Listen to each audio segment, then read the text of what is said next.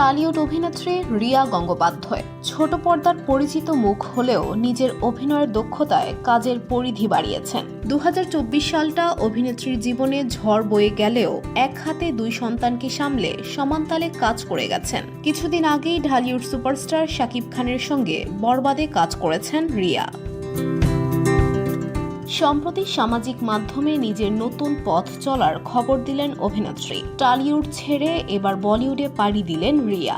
রিলায়েন্স এন্টারটেনমেন্টের ব্যানারে আসছে ধীরাজ কুমার পরিচালিত হিন্দি সিনেমা বিহান। নারী শক্তিকে কেন্দ্র করে এই গল্পে গুরুত্বপূর্ণ চরিত্রে অভিনয় করছেন রিয়া। এ যেন বাংলাদেশ থেকে সোজা বলিউডে লাফ দেওয়া।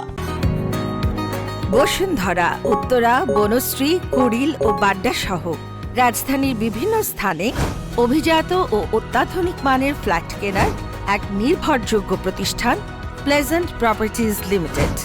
তাই আপনার স্বপ্নের আবাসনের জন্য আজই যোগাযোগ করুন। Pleasant properties limited, where destiny matches eventually।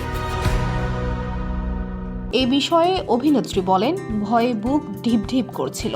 বাংলাদেশে বাংলা ভাষাতেই সংলাপ, এখানে হিন্দি। অন্য একটা ভাষাকে নিখুঁতভাবে উচ্চারণ করা তাবড় অভিনেতাদের সঙ্গে পাল্লা দিয়ে অভিনয় খুব সহজ কথা নয়। এখানে চ্যালেঞ্জ বেশি, পরিশ্রমও বেশি করতে হয়। রিয়া কিন্তু এখানেই থেমে নেই। ঢালিউড বলিউডের পর আবারও তাকে দেখা যাবে বাংলা ছবিতেও। জিৎ চক্রবর্তীর আগামী সিনেমা লটারি জিন্দাবাদ। খারাজ মুখোপাধ্যায়, দেবলীনা দত্ত সহ অনেকেই থাকছেন সেই সিনেমায়। কৌতুকধর্মী এই ছবিতে রিয়া জবরদস্ত পুলিশ অফিসার, বাইকে চড়া অ্যাকশন দৃশ্য সব থাকবে। এই ছবির শুটিং হবে সিকিমে। 8 মে থেকে 18 মে 10 দিন ধরে চলবে শুটিং।